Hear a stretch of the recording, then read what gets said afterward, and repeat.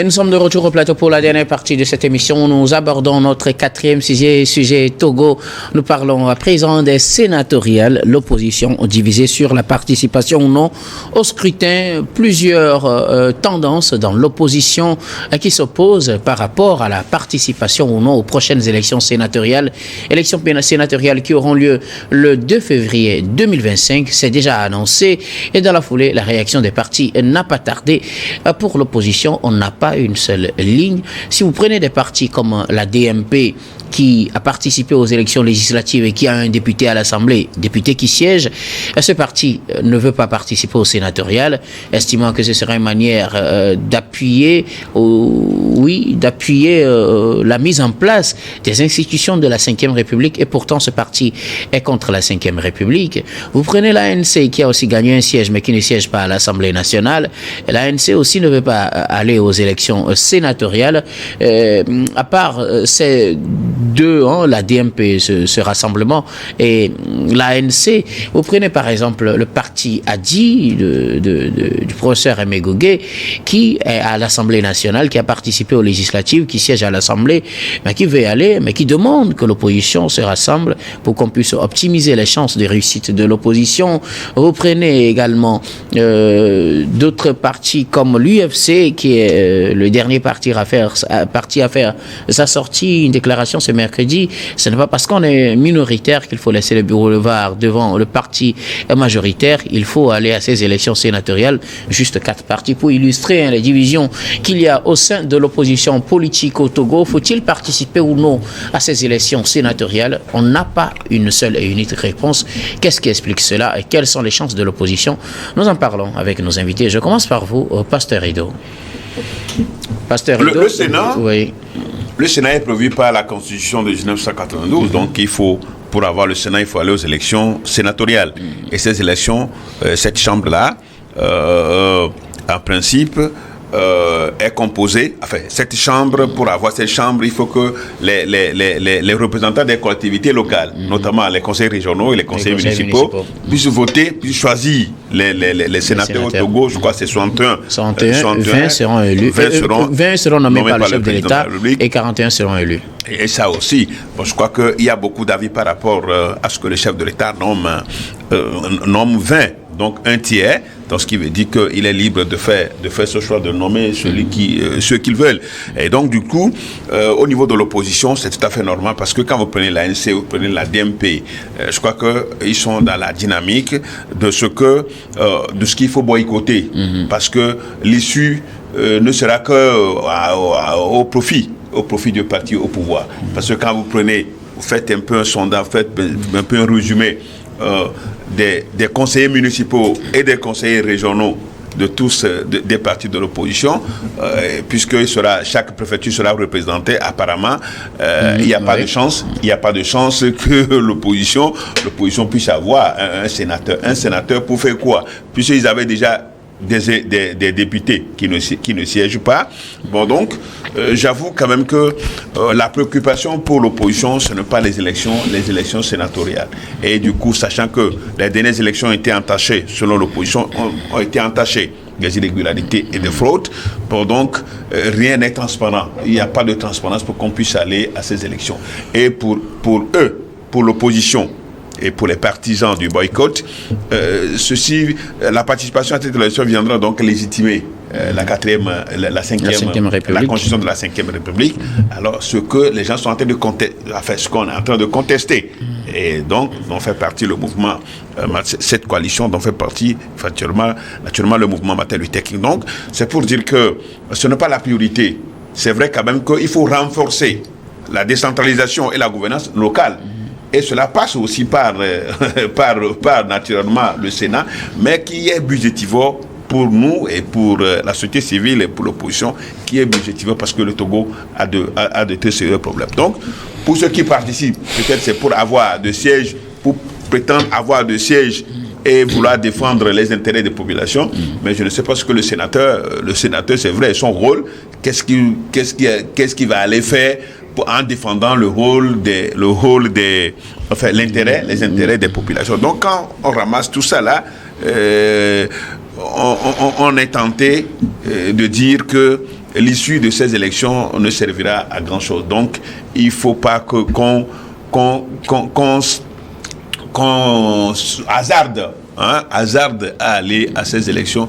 Et je crois que ce n'est pas un boycott pour le boycott, mais je crois que les raisons sont claires pour que l'opposition, la grande partie de l'opposition, ne participe pas à ces élections sénatoriales, parce que l'issue est déjà connue. L'issue de ces élections est déjà connue. À moins que le chef de l'État décide de faire peut-être consensus, parce que c'est lui qui va nommer. Est-ce que les partis de l'opposition vont envoyer les noms au chef de l'État pour qu'il nomme?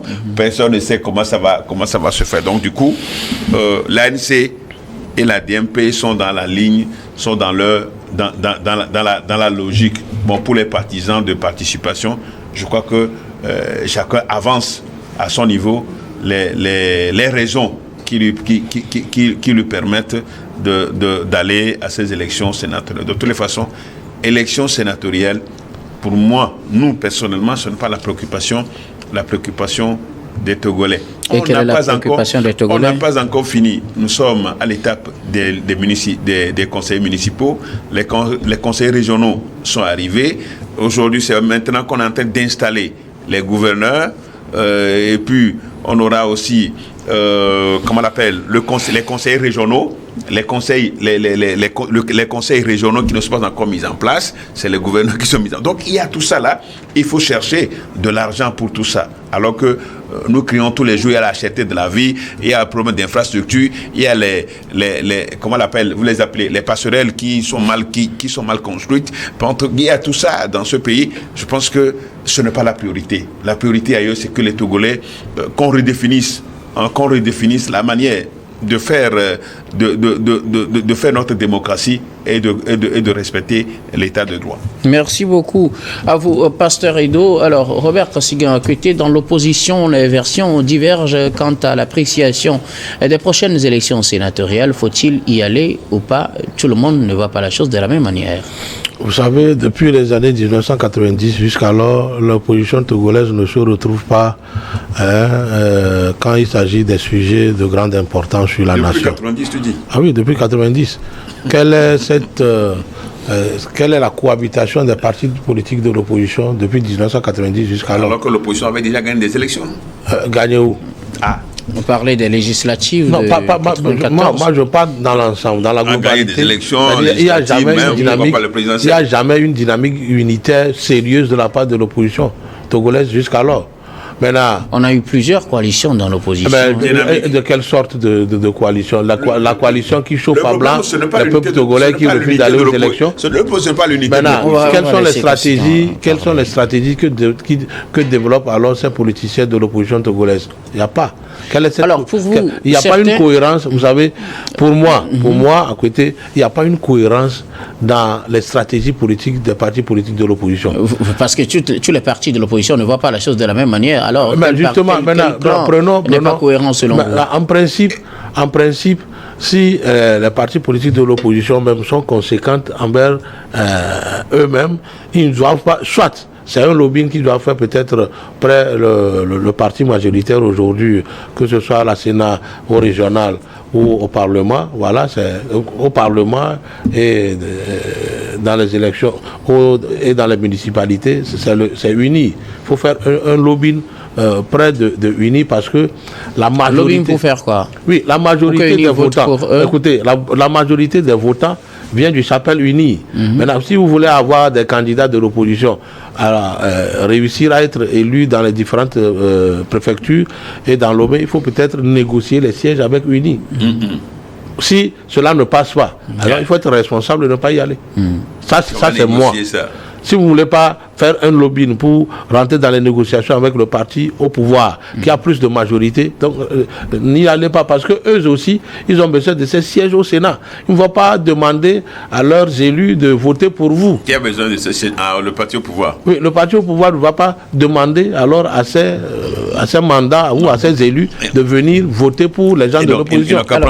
Alors, Robert, oui, Pasteur, avant de venir... Parce qu'en amont, il y a eu des fausses notes. Vous voulez, on dit, gouverner, c'est prévoir. Être politicien aussi, c'est prévoir.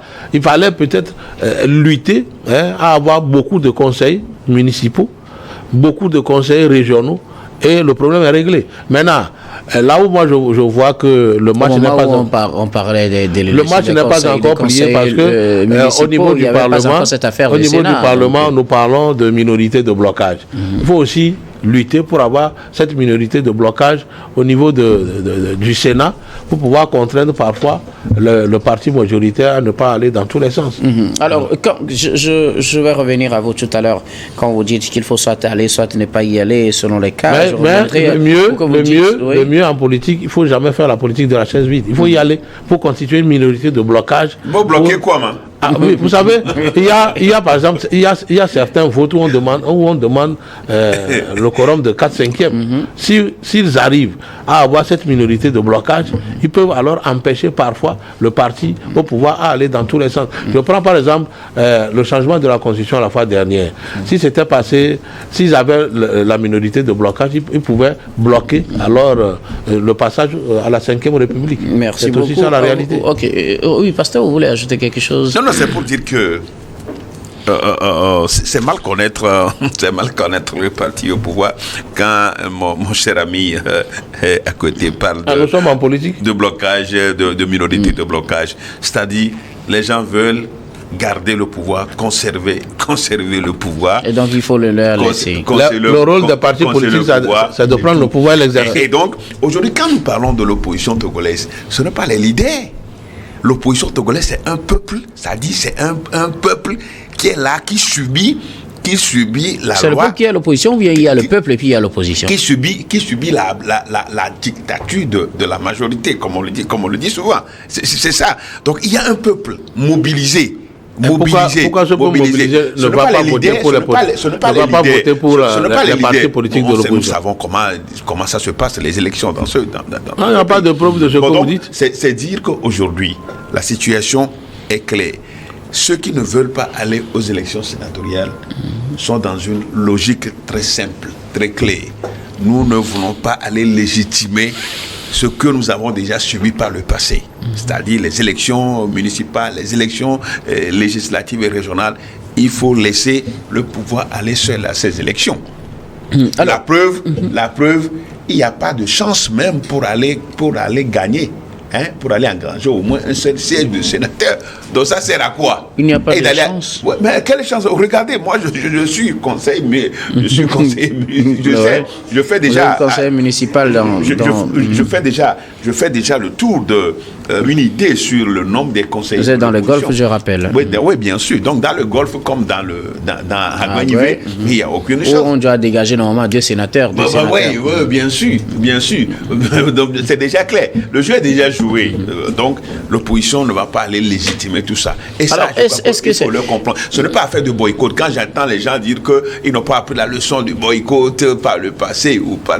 Ce n'est pas la même chose. Ce n'est pas la même chose. Alors, pasteur, est-ce que dans cette situation, on ne peut pas s'accorder sur ce que demandent certains, comme le MCD, qui demande à ce que le président nomme dans l'opposition les sénateurs sur les 20 qu'il va nommer, qu'il nomme une partie dans l'opposition. Comme ça, l'opposition aussi aura certains sénateurs à l'Assemblée. Puisque vous dites que si on fait les calculs, l'opposition ne pourra rien avoir. Je crois que c'est la discrétion du chef de l'État. C'est la discrétion du chef de l'État. Mais ces partis qui contestent, les partis qui contestent la constitution de la 5e République ne peuvent pas aller à ces élections sénatoriales qui couronnent, qui rentrent dans la dynamique de cette constitution. Ça, il faut être cohérent. Donc je crois qu'ils sont plutôt cohérents. Et c'est nous-mêmes ici, si l'opposition a accepté aller à ces élections, on va dire, bon, ils ne sont pas cohérents. C'est ici sur le même plateau. C'est les mêmes personnes qui vont dire qu'ils ne sont pas cohérents parce qu'ils contestent la constitution de la 5e République et veulent aller aux élections sénatoriales. Ils finiront par aller. Non, je dis... Aux élections municipales. Je dis, je suis en train de parler des élections sénatoriales. Oui. Pour les élections municipales à venir, personne... Moi, je ne sais rien pour le moment. Mais ce que je dis, aujourd'hui, il faut respecter le choix de ces partis de l'opposition qui ne veulent pas aller aux élections et leur logique est claire.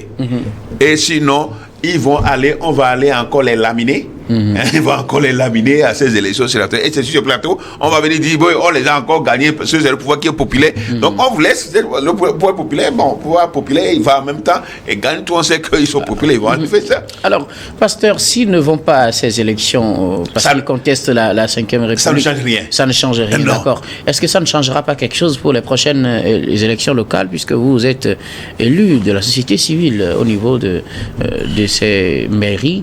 Est-ce que pour les prochaines élections locales, la société civile, puisque vous aussi vous contestez ces élections sénatoriales et la 5e République, est-ce que vous irez aux prochaines élections locales? Le moment viendra, on avisera.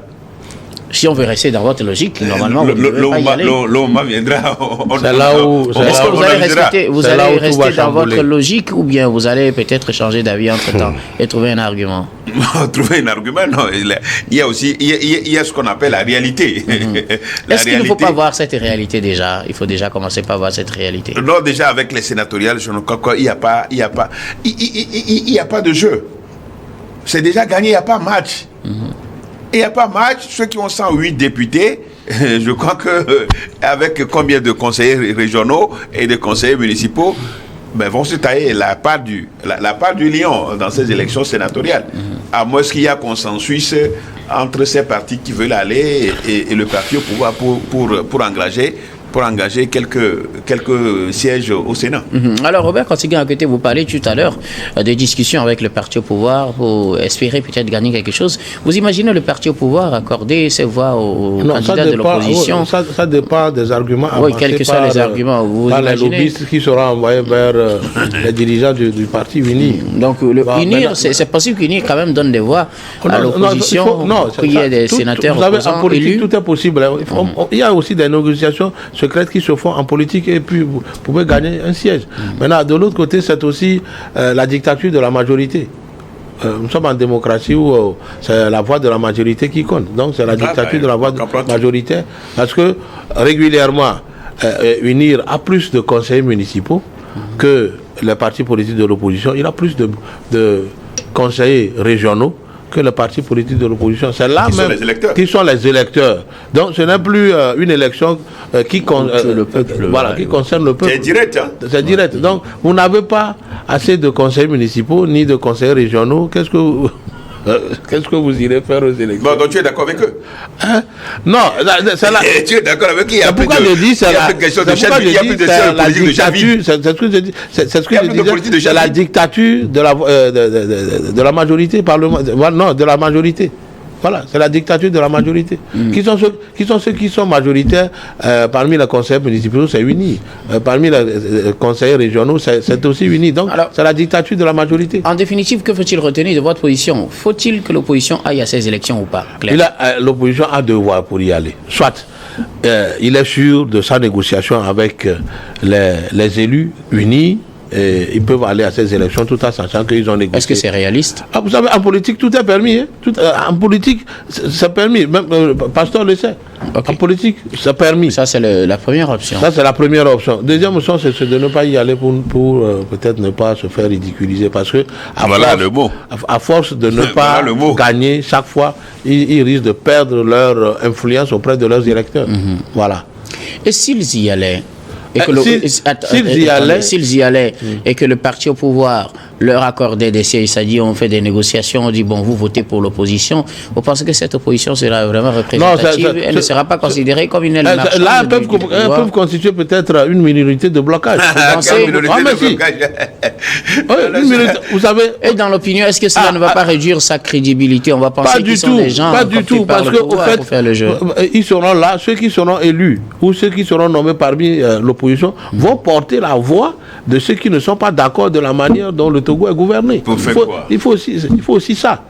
Donc je rejoins l'argument de l'UFC porté par notre ami Tommy qui a dit ce n'est pas parce qu'on est minoritaire qu'il ne faut pas aller aux élections. Il faut aller aux élections.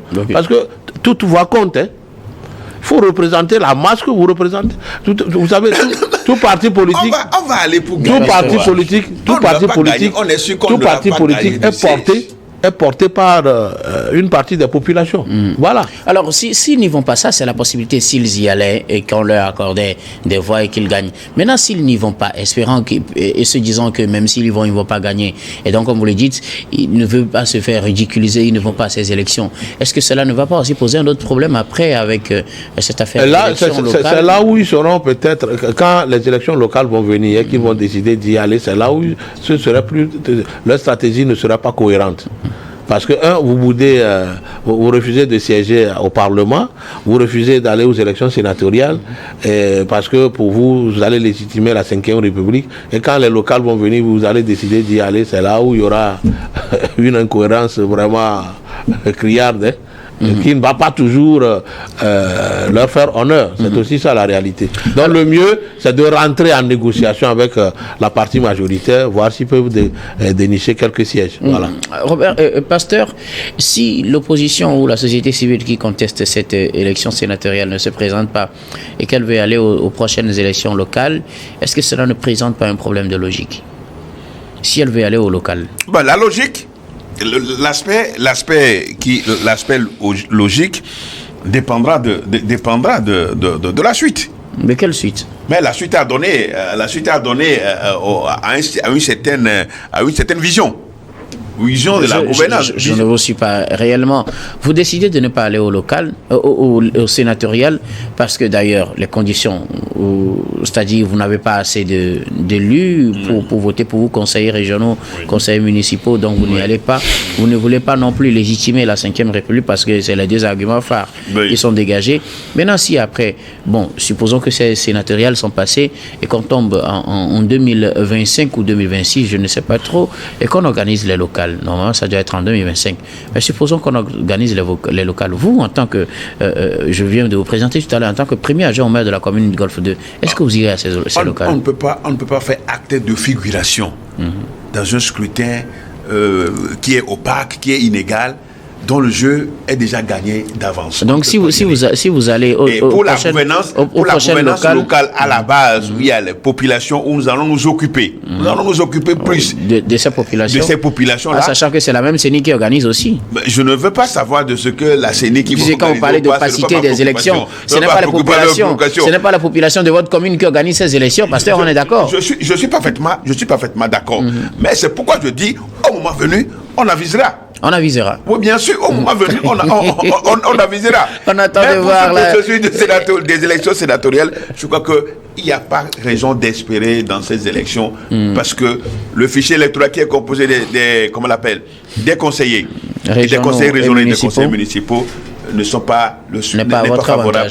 Merci beaucoup à vous tous pour vos éléments d'éclaircissement. Nous allons donc clore cette émission, et bien avant, nous allons faire notre dernier tour de table. Ce sera pour vos mots de fin sur un sujet de votre choix. Je commence par vous, Robert Kosigan-Akoté.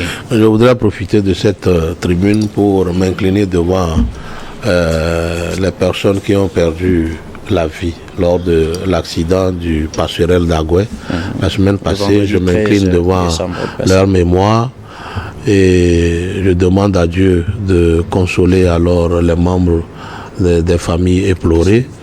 Et je voudrais féliciter l'engagement ou l'ordre du chef de l'État qui a demandé à ce que on fasse la lumière sur ce qui s'est passé. J'encourage alors le procureur de la République et les forces de sécurité et de défense à faire en sorte que la commission d'enquête mise sur pied plus les différentes enquêtes qui sont en train de mener alors connaissent une fin et que voilà les personnes dont la responsabilité serait engagée dans tout ça puissent répondre devant la loi et que cela puisse servir de leçon pour que voilà les ouvrages qui sont en train d'être construits dans le pays à grands sous puissent être faits dans les règles dans les règles de l'art et que cela réponde voilà aux normes internationales pour le bonheur de la population et aussi demander aux usagers de la route, surtout ceux qui conduisent les gros camions,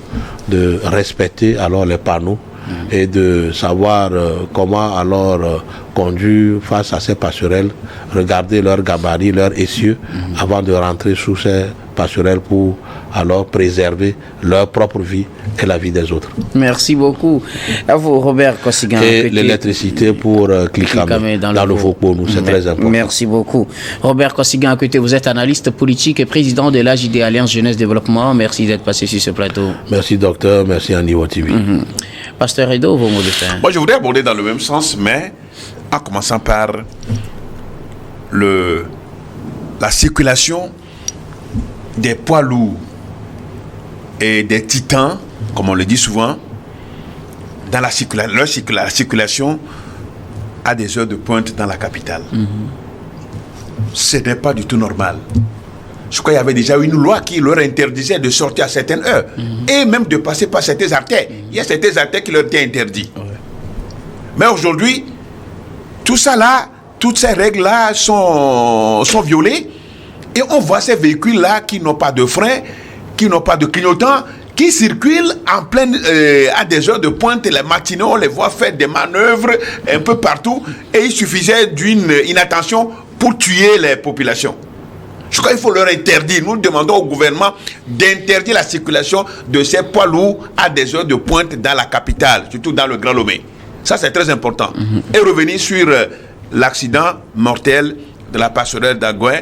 Le mouvement maternité a déjà présenté les condoléances aux familles éplorées et dit combien de fois nous sommes attristés.